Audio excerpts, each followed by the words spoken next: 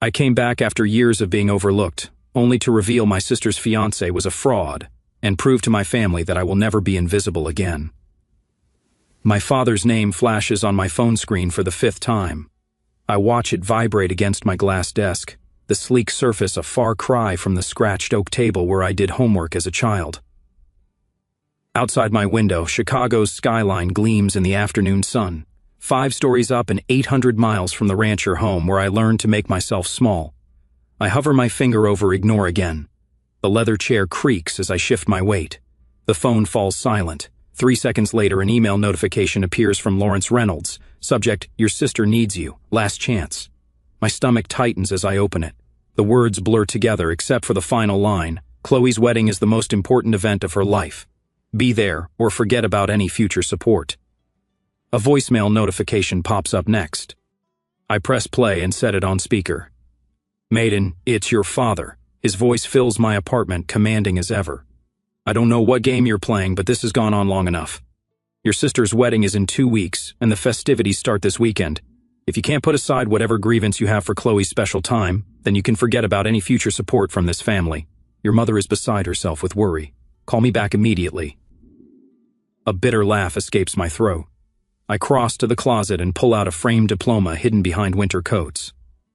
The golden embossing catches the light. Maiden Ann Reynolds, Bachelor of Science in Data Science, summa cum laude.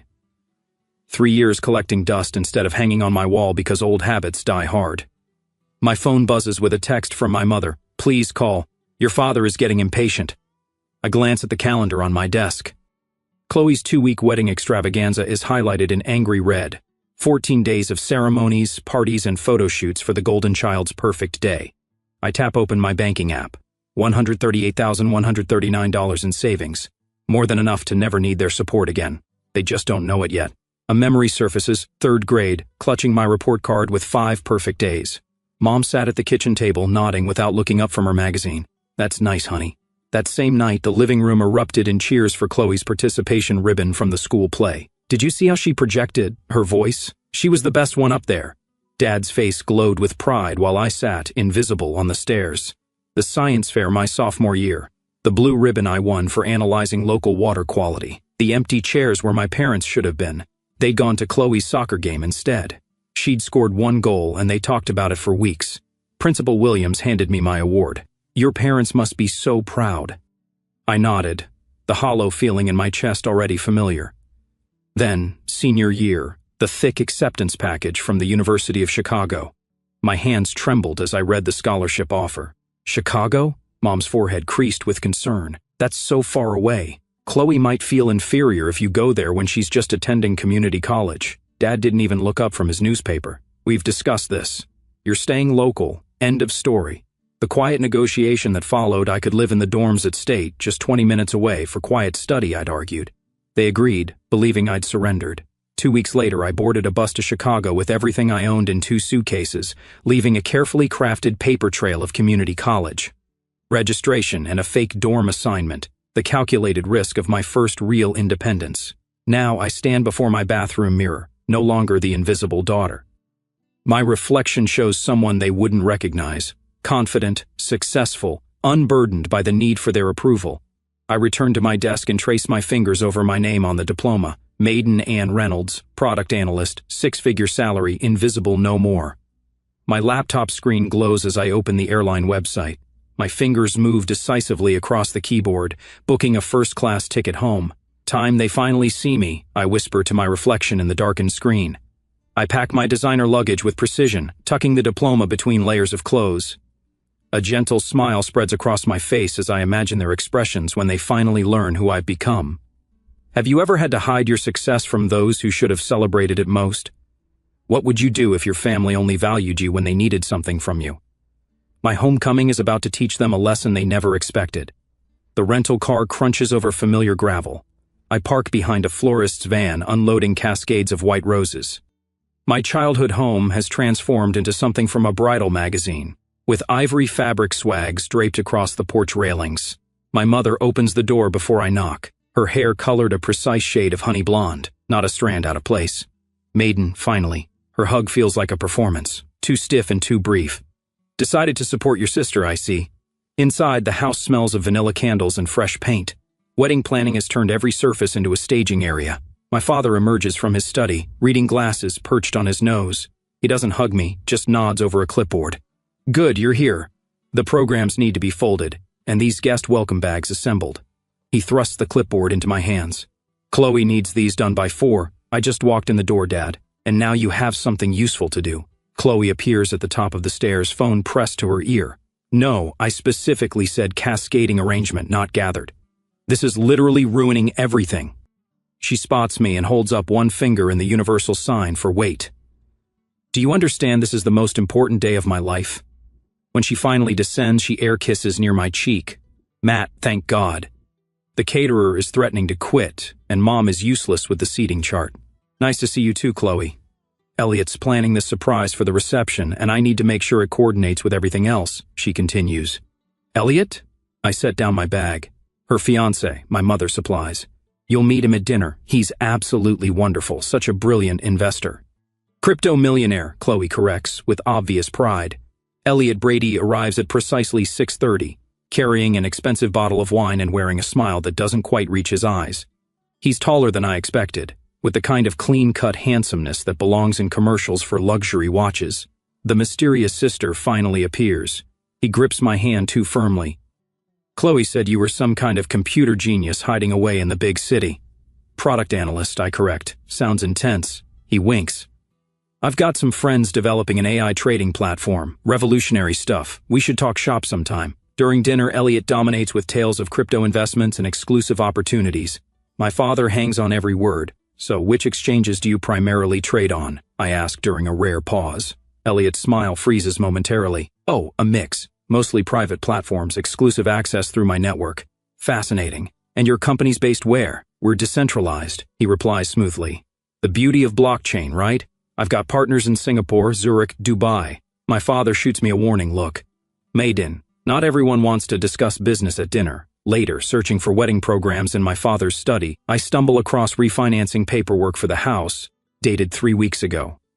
The property I grew up in, which had been nearly paid off, now carries a sizable new mortgage.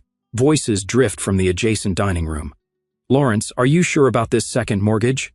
My mother's worried tone freezes me in place. That's everything for my inheritance too. Helen, Elliot has guaranteed 20% returns, minimum. But $15,000? You wouldn't understand investments like these, my father cuts her off. This is what building real wealth looks like.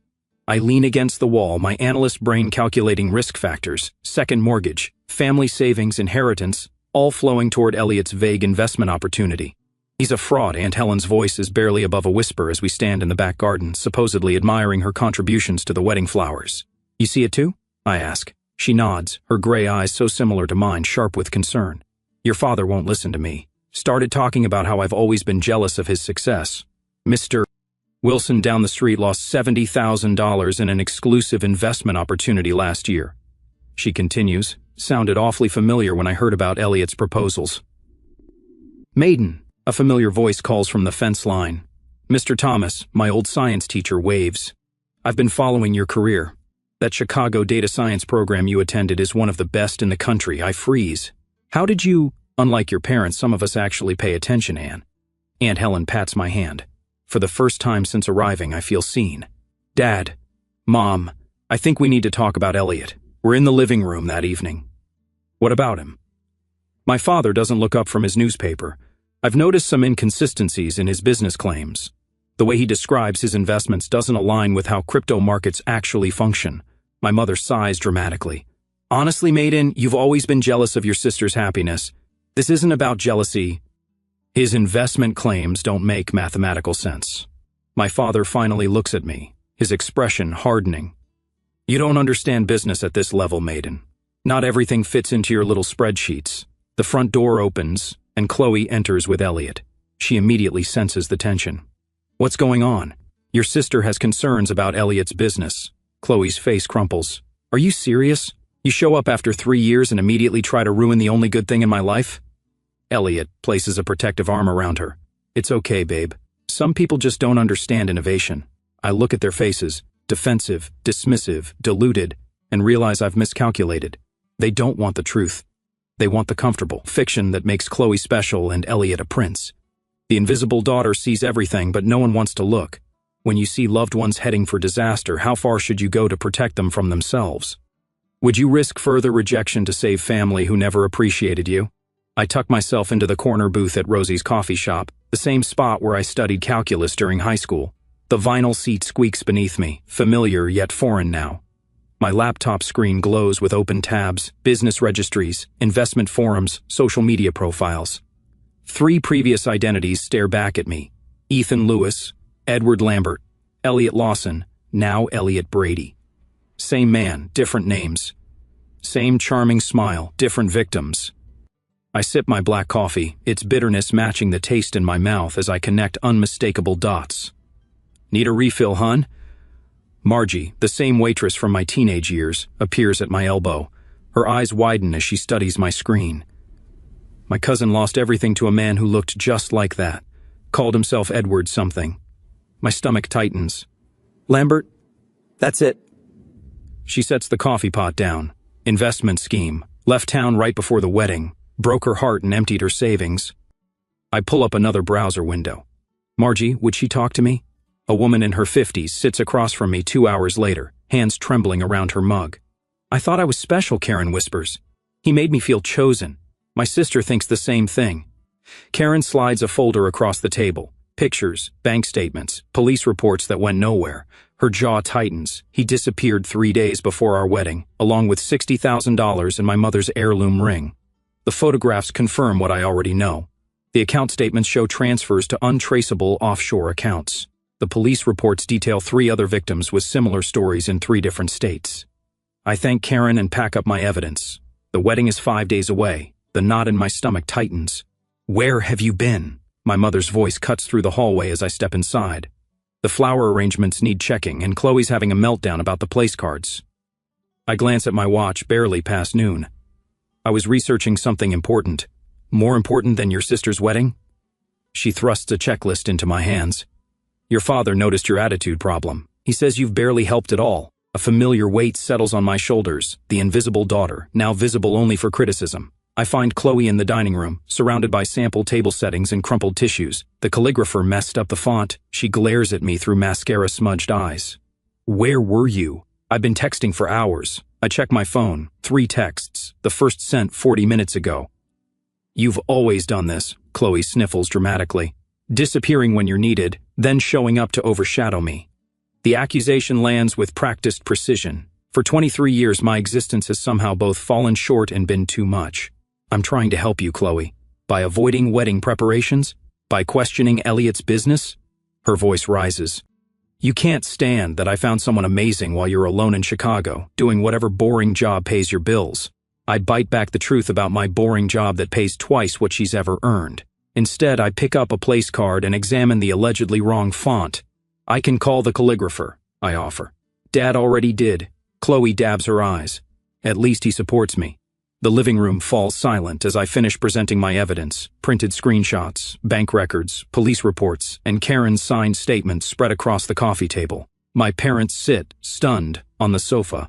Chloe perches on the armchair, face pale. Elliot stands by the fireplace, his expression carefully composed. This is clearly a case of mistaken identity. His smile doesn't reach his eyes. I have a common face. People mix me up all the time. 3 different women in 3 different states. I keep my voice steady, all with the same experience of a man who used names similar to yours and disappeared with their money right before the wedding. Maiden. My father's voice carries a warning. This is absurd. Dad, look at the pictures. I push a photo toward him. Look at the timeline. Look at the pattern. I've never seen this woman in my life, Elliot insists, gesturing at Karen's statement. Chloe jumps to her feet. I can't believe you'd go this far to ruin my happiness. Tears stream down her face. You've always been jealous of me. Jealous? The word catches me off guard. I'm trying to protect you. The second mortgage, your retirement fund, Mom's inheritance. It's all gone to his investment opportunity. Don't you see the pattern? That's enough. My father stands, face flushed. You need to leave this house right now. Elliot places a comforting hand on my father's shoulder. Lawrence, it's all right. She's just concerned for her sister. Misguided, but coming from a good place. His practiced sympathy makes my skin crawl. I'm not leaving. I stand my ground, straightening to my full height. and I'm not the same invisible daughter anymore. Silence falls across the room. What are you talking about? My mother asks. I didn't go to community college. The truth rushes out after years of containment. I graduated top of my class from the University of Chicago 3 years ago. I'm a product analyst at Tech Fusion. I make 6 figures. I've been supporting myself entirely since I was 18. Their stunned faces would be satisfying under different circumstances. That's impossible, my father stammers. Is it? I pull out my company ID badge, check my LinkedIn profile, call my office. I've been someone else entirely while you were too busy with your golden child to notice. Chloe sinks back into her chair, her expression flickering between shock and disbelief. And now I'm giving you one chance, your last chance, to see the truth before it's too late. I gather the scattered evidence, carefully reassembling the case.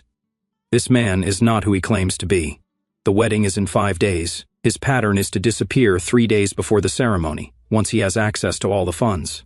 Elliot's mask slips for just a flash of calculation crossing his face before the charming smile returns. I think we've all heard enough fantasy for one day. My father's voice regains its authority. Maiden, I won't ask again. Leave now. I look at each of them. My father's rigid certainty, my mother's conflicted loyalty, Chloe's defensive anger, Elliot's practiced concern. When he disappears with everything you have, I say quietly, gathering my belongings, remember that someone tried to warn you.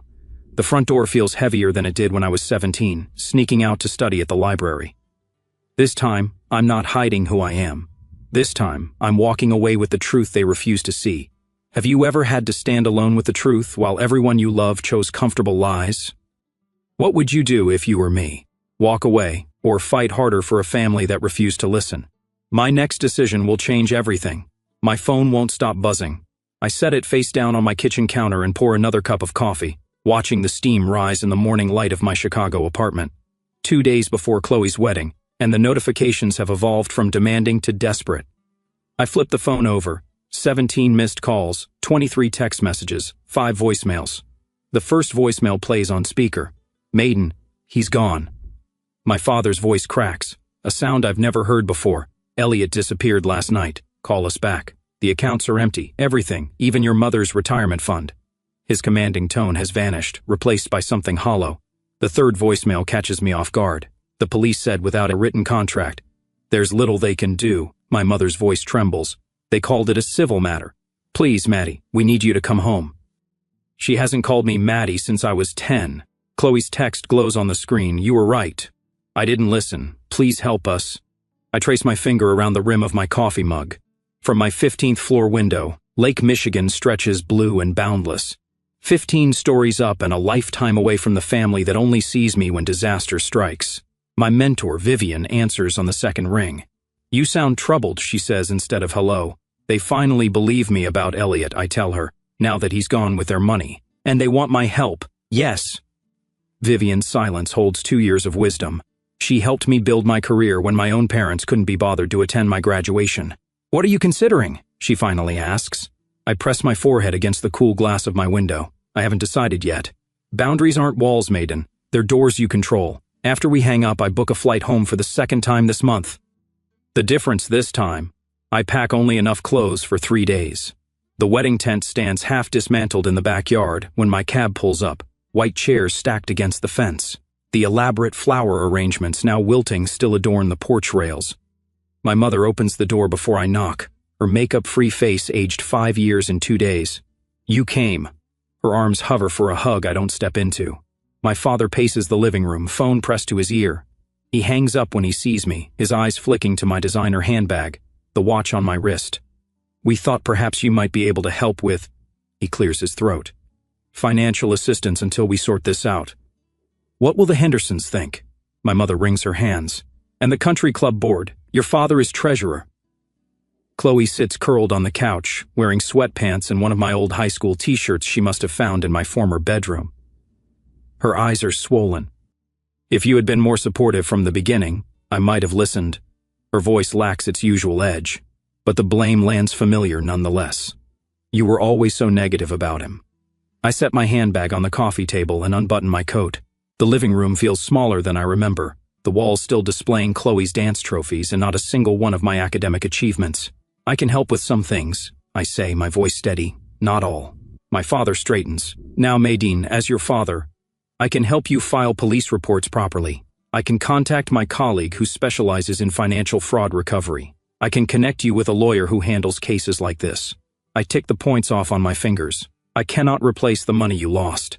The silence stretches taut between us. But, my mother starts. I earn 6 figures. I have substantial savings, and I will not sacrifice my financial security to rescue you from a situation I explicitly warned you about. My father's face reddens. This family has supported you your entire life. A laugh escapes me, short and unexpected. Did you? When we put a roof over your head, food on the table, that's the legal minimum, Dad. Chloe uncurls from the couch. So you're just going to abandon us after being right? Is that what matters to you, being right? I meet her gaze steadily. What matters to me is being respected, being heard. I exhale slowly. You need me now, but you've never wanted me. There's a difference. My mother collapses into a chair. How can you be so cold? I learn from experts. The words slip out before I can catch them. For the first time, they all truly look at me, not through me or past me. They see the woman who built herself without their notice, who succeeded without their approval. These are my boundaries, I say quietly. I will help you navigate this legally. I will stay 3 days. I will not empty my savings account or co-sign loans. Those are my terms. My father starts to speak, stops, then tries again. When did you become this person? When you weren't looking. Is it our obligation to help family when they've treated us poorly, or is setting boundaries an act of self-respect? What conditions would you set before helping those who only turn to you in crisis? My father paces the living room, each heavy footfall drumming his authority into the floorboards I once tiptoed across. As head of this family, I've always made decisions with everyone's best interests at heart. He stops, squaring his shoulders toward me. This situation requires a united front. I sit, perched on the edge of the same armchair where I'd curl up with books as a child, trying to disappear. Not anymore. My mother wrings her hands, her wedding ring clicking against her knuckles. Blood is thicker than water, Maiden. Surely you understand that now. The familiar weight of their expectations presses down. I straighten my spine. You've always thought you were better. Chloe's voice cracks. Her mascara-streaked face bears little resemblance to the beaming bride to be from the wedding invitations, still scattered across the coffee table. Perfect maiden with her fancy job and big city life. I check my watch. They've been at this for 27 minutes. The coordinated pressure, the guilt, the attempt to make me fold like the paper dolls Chloe and I once played with. She got the pretty dresses, I got the torn scraps. When I was 8, I say, voice steady, I won the district spelling bee. You told me you couldn't come because Dad had an important meeting. My father's mouth opens. I raise my hand. I saw you both at Friendly's afterward with Chloe, celebrating her participation ribbon from field day. The silence hangs thick as summer heat. 10th grade, my science project on agricultural runoff won state recognition. The ceremony was the same night as Chloe's choir concert, where she sang in the back row. You chose the concert. My mother's gaze drops to her lap. My high school graduation, you left immediately after because Chloe had a date to prom and needed help with her hair. The grandfather clock ticks in the corner, marking seconds of uncomfortable truth. Christmas 2020. I got you each thoughtful gifts based on conversations we'd had that year. You gave me a generic gift card with the wrong name on it. The front door opens with a familiar creak. Aunt Helen stands framed in the doorway, clutching her purse like a shield. I saw it all. Her voice wavers but holds. Every recital you missed, every achievement you downplayed. I watched this child wilt while you fawned over her sister. My father's face flushes crimson. This is family business, Helen. I am family, my aunt says. Someone in this room needs to acknowledge what happened in this house. I rise from the chair, my full height suddenly apparent in this room where I spent so many years trying to shrink myself. I'll help with the house. My voice fills the space I never claimed before. I'll cover the second mortgage. I'll arrange for the credit card debt to be consolidated. Their faces flash with relief, quickly hidden. But I won't help with your reputation. I won't pretend Chloe wasn't scammed by a man any decent background check would have flagged. I won't lie to the neighbors about where the money went. I meet each of their eyes in turn.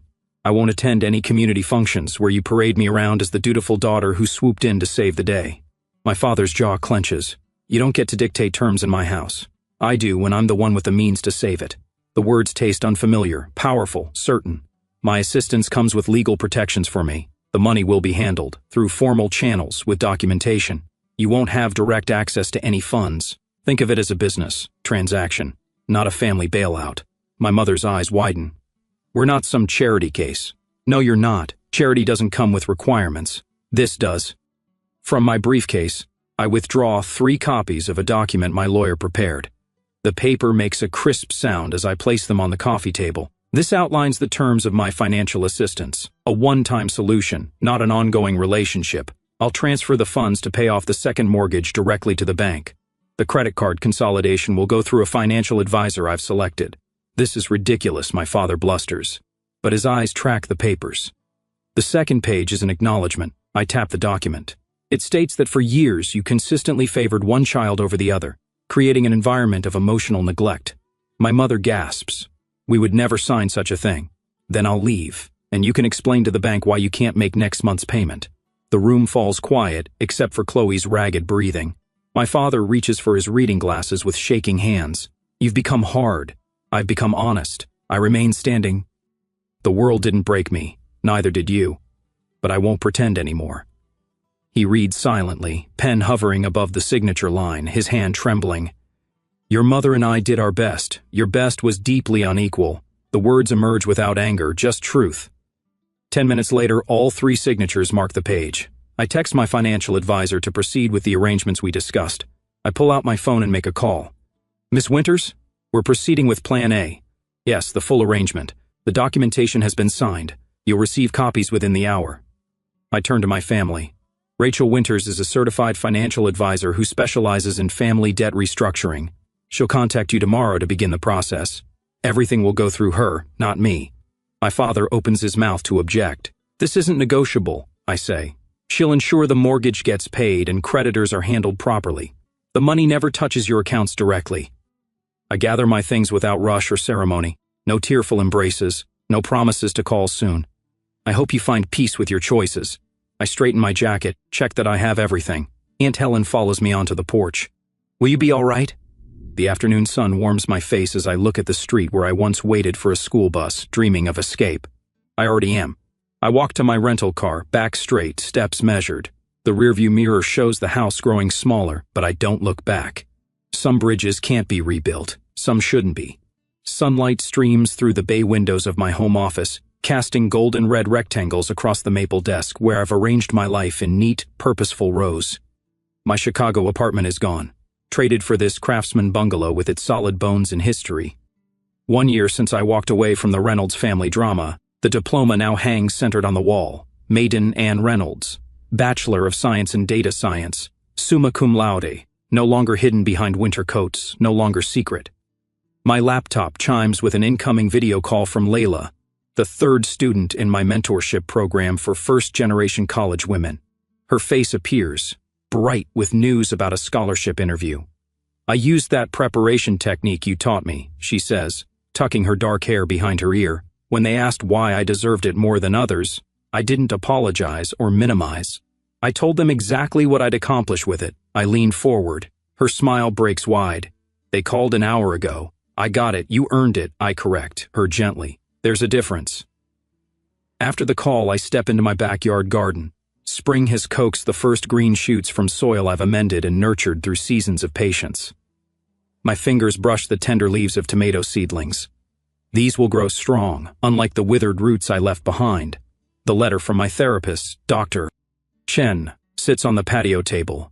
1 year of weekly sessions documented in her precise handwriting.